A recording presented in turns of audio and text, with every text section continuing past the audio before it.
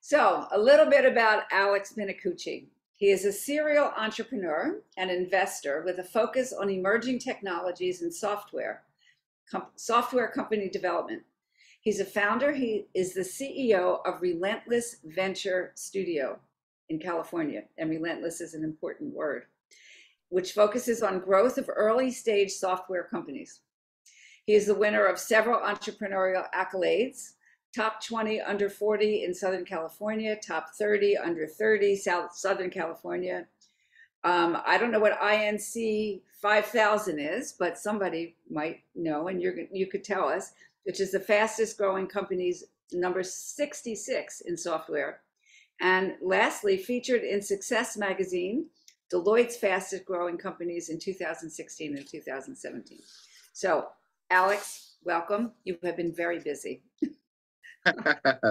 Thank you, Tina. I'm very pleased to be here. I appreciate the opportunity to chat with everybody. Absolutely. So I have a couple questions to ask you. And the basis for this show, which is really kind of the reason that I started it, is I know from my background that patterns that are created in childhood impact us as grown-ups. Could you say? Oh, yeah, definitely agree. And so my experience in being in the business world is we love to talk about business. We love to talk about strategy. We love to talk about all those things that are going to make us more money and how we take care of our customers and clients and so on. But we don't really talk very much about what goes on between here and here, right? So that is the purpose. And what we've been able to establish so far is when people like you share things that are important to you and how you've developed, people learn from you and you inspire others. So my first question on that topic is, tell us a little bit about your background, your family of origin, and where do you come from? All right. Let's see, how do I do this without putting everybody to sleep? Grew up in a small town called Arroyo Grande, California. Geographically, it's right between LA and San Francisco on the ocean. Right next to San Luis Obispo, which is a college town. We have Cal Poly Technical School there, great college. So very small, kind of agricultural town. I remember across the street from us was an empty field with chickens. Every Saturday we would get like fresh chicken eggs. So it was a very small town upbringing, which is great. My mother, born and raised in Mexico, came to the United States when she was 15. So English is her second language. My father is third generation Italian. They came over from Italy back in, I think, 1910. And so immigrant parents. My mother was our primary caregiver. Like I said, spoke English was her second language, which was interesting. So we never, and I've got a younger brother that's 18 months younger than I am. It's just the two of us. So it was interesting because we were never really part of popular culture. We didn't know what Nike shoes were. We didn't know what the cool bands were. We were just kind of did our thing. My father worked hard. He was gone a lot, so we didn't see him much. And mom did the best she could and kept us busy. I had a very, I would say, fulfilled childhood. We stayed really busy. I had 3 paper routes. I was an altar boy. I'm an Eagle Scout, so I did Boy Scouting thing, played a lot of sports, played baseball, played basketball, played water polo and swam in high school. So we were always really, really busy. There was no TV in there, and we weren't doing something like that. We were working in the yard. The family had a small family business, and because it's kind of a tourist town there, Pismo Beach is right close to us. On the holidays and weekends, we worked. So if we weren't busy in school, we were working a little family business, and it was a kind of grocery store, auto parts shop for the ATVers on the beach there. And so the holidays were times when we made money, and the whole family chipped in, and we worked long days, long nights, long weekends. So when the holidays came up. So go ahead, finish that. Go ahead. No, go ahead. Oh, well, when the holidays came up, like most people think, oh, it's Thanksgiving, where we're going to go for vacation. For us, it meant 18-hour days for the next 4 days. Right. So you came up with a small business background, and also an immigrant background, right? Yes. Your parents Yep. immigrants. So let me ask you this. What kinds of behaviors or patterns did you develop when you were a child that have actually impacted you as the grown-up? I think you kind of mentioned a few. Yeah. Yeah, there's some interesting things there. I mean, hard work definitely. I mean, it's in the blood. And so I'm not afraid to get my hands dirty, not afraid of the long days, and actually I find great satisfaction in it. And that was something I learned from my father is he really believed in hard work. What was interesting from a psychological standpoint though was my father, and it was a family business. My father, uncle, and grandfather co-owned this location. Was really kind of, I refer to as self-employed as opposed to entrepreneurial. My dad never made more than $2,000 a month ever in his life. I mean, it was a small business. He made enough to support the family. And the business, I think they owned it for 25, 30 years, was the same on the day he closes when he started, when he bought it. They bought it. So it was not very innovative, didn't change anything. My parents in their world, if everything could stay exactly the same, it would. And they're in the same house they've been in for 50 years. Like they don't like change. And as we go through this interview, you'll learn I'm the exact opposite of that. And yes. I've taken my patterns are to constantly change, constantly evolve. And it was probably a direct result of watching them. And there was a certain comfort in their consistency, but I also saw what I believe to be a lack of passion as a result of that consistency. They played it really safe. So I learned some benefits of the playing it safe. My father did a great job of managing our house on very little money, raising kids and doing everything he did. So he always found ways to make things stretch. And we still do that today. We wash and reuse Ziploc bags today still. And that was the thing my mom taught us. We lay the aluminum foil back out to try to make like reuse that. So we've got some funny habits that we still do. But they made the most of it. But they also, I think, have some regrets over things they could have done, adventures they could have had. So the idea of watching them keep, and it's a pretty interesting description, self-employed as opposed to entrepreneurial. Yes, right? I make that distinction. Entrepreneurial mind of yours went where? Where did it take you? Well, you know what? It didn't start directly. You know, when I left at 17. The family and I, we as soon as I started wanting to branch out, my ideologies were very different than my parents. And my dad is if you build it with your hands, you take pride. If you're the guy who pays someone to do it, you're the kind of rich dirtbag who just paid someone. You don't get to claim pride for the mowed lawn because someone else mowed it. You pay a gardener for that.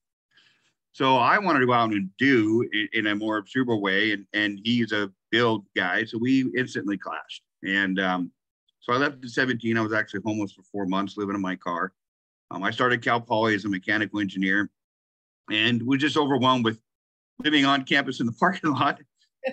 Trying to work in the evenings. I worked from 10 at night to 5 in the morning, doing a manufacturing job, and then taking a full unit at school. So I made it 6 months. And ended up dropping out. And I learned that I love the mechanical side of the world, but I really started to discover a passion for business. And I was extreme introvert at that time. So I never saw myself, certainly not doing interviews like this or selling or any of that, but I had a passion for problem solving. And I've learned that that's really kind of a key element to being entrepreneurial. So finding opportunities and kind of developing that as opposed to, having a role and executing. And so that's where I would make the distinction between self-employed and entrepreneurial is my father bought himself a job. I have another question. So out of the patterns that you developed, we can see the ones that served you well, the hard work, not afraid to get your hands dirty, using your mind and kind of allowing yourself to kind of expand. What were some of the patterns that kind of got in your way? That you had to really do some? Well, I was not. I was very limited in my exposure to diversity or people, and that was never like a part of my family really valued. So interacting with people, getting to know people, and feeling comfortable around wider ranges of people was really a challenge for me at that age. And so I found it was very, like, it's very comfortable in a very isolated kind of small way. And so, branching out was hard, and feeling like I could connect with people or have common ground with people was hard. So that took me a lot to develop, and getting past the mindset of just understanding what's out in the world.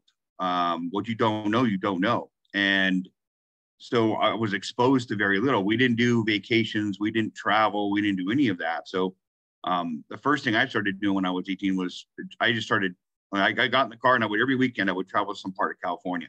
I've covered every inch of California on the roads. And now to this day, I've been in 46 of the 50 states, and have traveled abroad a little bit. And so my obsession was just to get exposure to something other than the little cocoon that I was part of. So I felt like I just had a pretty serious just information, knowledge, experience gap, a struggle connecting with people and finding common ground with people that were business minded or entrepreneurially minded. Never really been around that a lot. So there were some real challenges there that I had to deal with. Well, how did you start to break through some of that stuff? I mean, you have built, an incredible business, which we will get to some more. But how did you break out? When did you start to kind of notice that I needed to do? I mean, you started with the traveling. When did you actually break out into the origins of your business now? My God, I got a lucky break. So while I was homeless, I had two interesting things, two major influences in my life. One, I applied for a job as a telemarketer. I applied for any job I could. Anybody would take me. And I'm this quiet introvert guy, terrified of talking to anybody. And so I got a telemarketing job. First day on the job, he sits me down at a desk, and this is before computers, 96. And so we didn't have computers at each desk yet. So it's stacking index cards on the phone. It says, call these people and see if they want to quote on network servers and equipment. And I didn't know CPU, RAM. I didn't know anything about computers. I sat there the whole first day and didn't make a single call. And I was terrified. I shook like this all day long. And I would pick up the phone, I'd dial, hello, and I'd hang up, and I'm sweating and I'm shaking. And I'd cycle through the cards looking for a really friendly sounding name. Susie Smith. Oh, Susie's going to be nice. And I call, hello, hang up. So 8 hours went by. I left that day, not a single call. But I noticed that my boss at this place, and it was a small private company, was making money. They were hustling, doing really well. And I thought, well, I have an audience with this guy. I can talk to him. And I had an idea. And I said, this internet thing was fascinating, and there weren't search engines yet. So what if I built an online yellow page? So I went to the local library and I wrote up a 2-page business plan. Came back the next day and said, hey, boss, can we talk real quick? He says, oh, yeah, we're going to talk. We go into his office. He hands me my final check.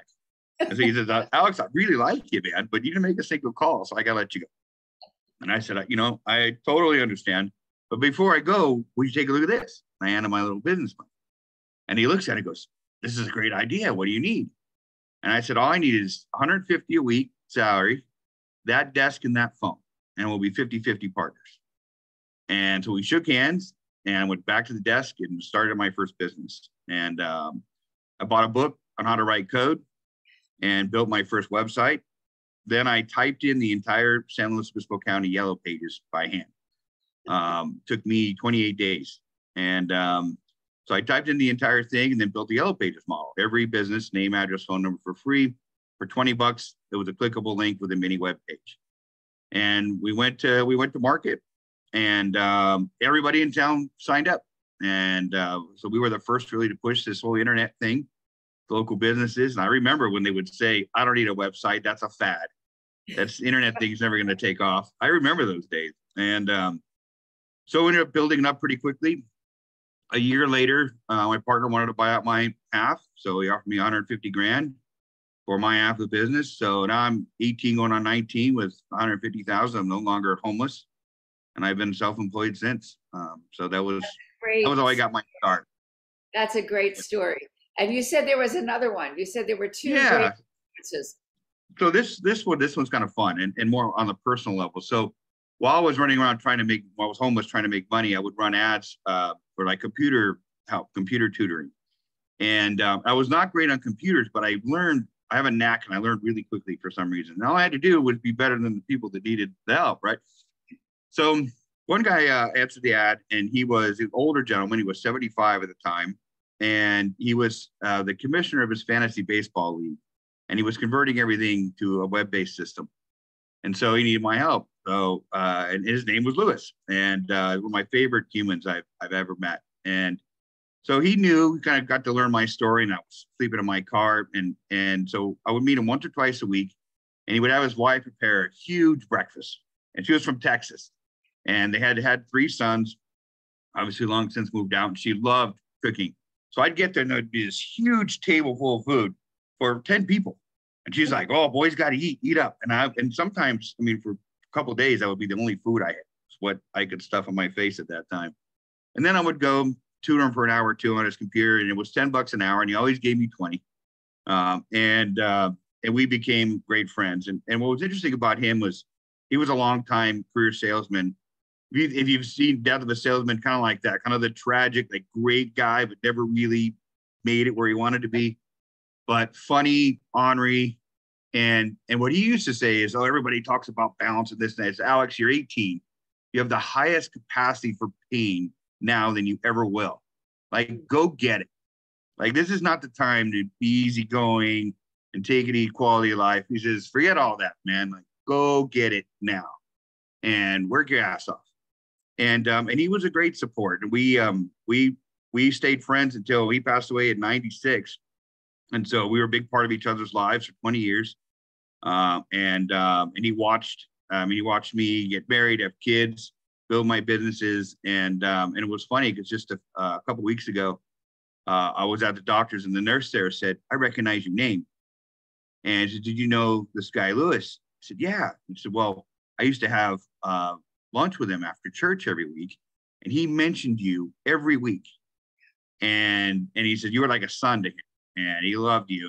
And I used to call my old buddy Luke. And so, like, we were like family. And so he was a great support, but also a motivator on the go get it. And where I live in San Luis Obispo, near Rio Grande, the acronym is SLO. We call it the slow life. Very easygoing. Everybody moves at half pace. The only place in the country takes 15 minutes to get a Starbucks coffee. Like, it's slow. And he's like, "Forget slow. Like, you're young, go get it now, because you don't want to be later in life, like, fighting for it. So this is when you have the greatest tolerance for pain. So go." So he was a big motivator of So at 18, you made your first 150,000, right? Yep. And then how did you grow from there? Again, what were the pieces? And let's look at the themes, because what I really want to point out, from you or with you, is that there are themes that have run through your life up to this point that have brought you to where they are, right? So we've got, again, the hard work. We've got your, the kind of going the opposite way of your parents. You had ideas and wanted to do more. And then where did you go from the 150,000 to the next business? It's my favorite word in the English language is opportunity. And I think most of my projects have been opportunistic. So what happened was, once I sold that business, and it was in the business of this yellow page style framework, businesses would ask me, "All right, I'm paying the $20 a month to be on your site, but how do I get my own website?" So I formed a web design company, and we were the only ones basically between San Jose and LA building custom websites. So we got into that business, and that was, this is 97, 98 now. Everybody's starting to get websites, and we're selling them as fast as we can make them. So that ended up working out really well. I remember when I was 19, on my 19th birthday, we had 15 employees, and the oldest person in the building was 21. I kind of think like Lord of the Flies now, looking back, like we're all so, I didn't feel young at the time, but now I look back, I think how silly that was. But we had a great shop, and we were growing quickly.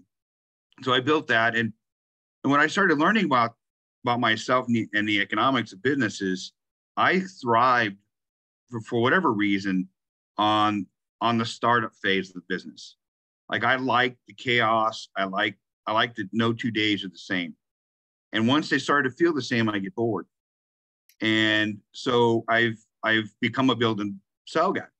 I get it to where it's got some momentum and got some people. And so I built that and sold it. Mm-hmm. But what was an interesting component of that opportunistically is as we were building websites, we had a few realtors that wanted sites.